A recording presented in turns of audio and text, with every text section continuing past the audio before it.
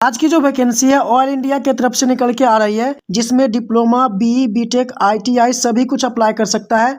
इसमें all India का candidate eligible रहेगा। इसमें ऑलमोस्ट सभी ब्रांचेज के लिए वैकेंसी निकाला गया है, जिसमें टोटल जो इसमें वैकेंसी रखा गया है 421 प्लस पोस्ट के रिगार्ड में वैकेंसी है।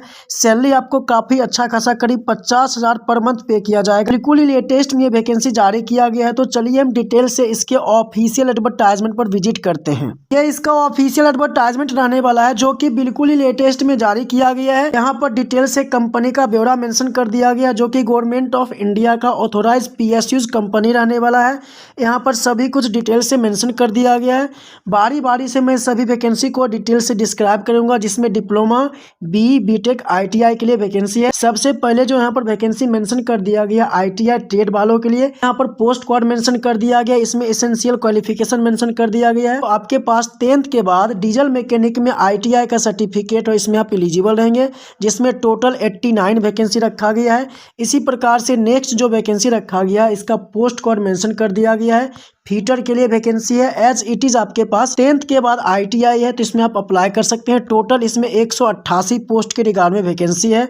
उसके बाद जो वैकेंसी रखा गया बेल्डर के रिगार्ड में, इसका पोस्ट कोड मेंशन कर दिया गया, जिसमें 6 वैकेंसी है। नेक्स्ट वैकेंसी आपका रहने वाला है इंस्ट्रूमेंट मैकेनिक में, जिसमें 24 वैकेंसी है। इलेक्ट्रीशियन ट्रेड के रिगार्ड में, जिसमें आपके पास आईटीआई ट्रेड सर्टिफिकेट है इलेक्ट्रीशियन में, तो फर्दर इसमें आप अप्लाई कर सकते हैं। और आपके पास must possess valid electrical workman permit part 1 class 1 and part class 2 is issued by government electrical licensing board. आपके पास वर्कमैन में परमिट सर्टिफिकेट होना चाहिए। इसमें टोटल 32 वैकेंसी है।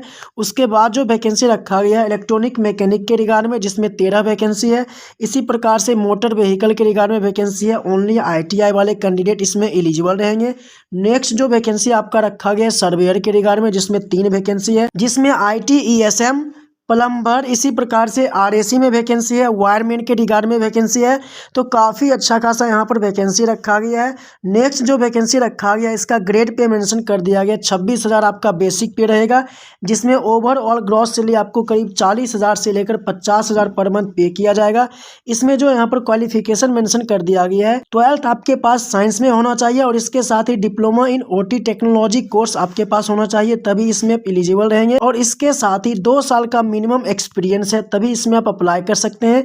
जिसमें टोटल 3 वैकेंसी रखा गया है। एज इट इज़ आपका जो वैकेंसी रखा गया है, यहाँ पर पोस्ट कोड मेंशन कर दिया गया, जिसमें diploma certificate in emergency and first aid में होना चाहिए, और मिनिमम 2 साल का एक्सपीरियंस मांगा गया है, तभी इसमें आप एलिजिबल रहेंगे। उसके बाद जो वैकेंसी रखा गया ICUT टेक्नोलॉजी में, आपके पास एक्सपीरियंस मांगा गया है सैनिटरी इंस्पेक्टर के रिगार्ड में।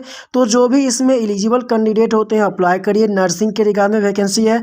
यदि आपके पास BSc नर्सिंग में, फिर भी इसमें आप अप्लाई कर सकते हैं। उसके बाद जो यहाँ पर वैकेंसी रखा गया जियोलॉजी, जियो इन्फॉर्मेटिक्स में, तो इसमें आप एलिजिबल रहेंगे।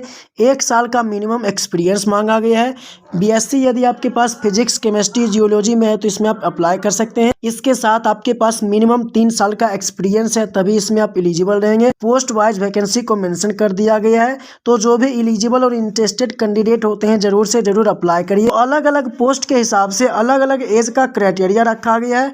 इसमें जो सिलेक्शन आपका होने वाला है CBT एग्जामिनेशन के बेसिस पर, जिसका यहाँ पर डिटेल से ब्यौरा मेंशन कर दिया गया है। तो आप अपने हिसाब से इसको डिटेल से रीड कर सकते हैं। डिटेल से डिस्क्राइब कर दिया गया आपके सिलेबस में कौन कौन से सेक्शंस रहने वाले हैं, वो भी यहाँ पर मेंशन कर दिया, जिसमें जनरल नॉलेज और इंग्लिश का यहाँ पर 20% वेटेज रहने वाला है।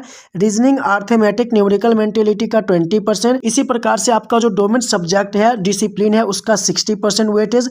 टोटल यहाँ पर 100% वेटेज रखा गया है। आपका जो CBT होने वाला है 2 घंटा का होने वाला है। इसका एप्लीकेशन ऑलरेडी परसुइंग में रखा गया, जिसका लास्ट डेट 30 जनवरी 2024 रखा गया है। तो इससे पहले एलिजिबल और इंटरेस्टेड कैंडिडेट अप्लाई कर सकते हैं।